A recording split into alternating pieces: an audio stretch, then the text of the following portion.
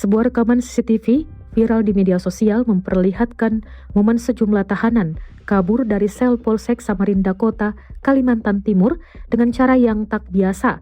Mereka tampak berjalan santai di gang padat penduduk tanpa menunjukkan kepanikan sedikit pun. Dalam video berdurasi singkat itu, tampak beberapa pria berpakaian kasual melangkah tenang di gang sempit melewati deretan rumah warga dan kendaraan yang terparkir di pinggir jalan.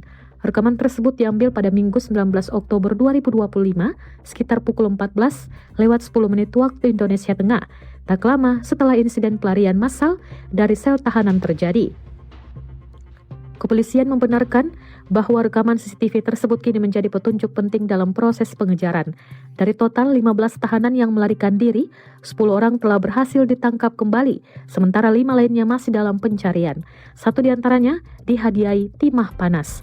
Kapolresta Samarinda, Kombes Pol Henry Umar, pada Senin 20 Oktober menyampaikan bahwa penangkapan para tahanan merupakan hasil kerja keras tim gabungan yang dibantu oleh informasi cepat dari masyarakat dan relawan.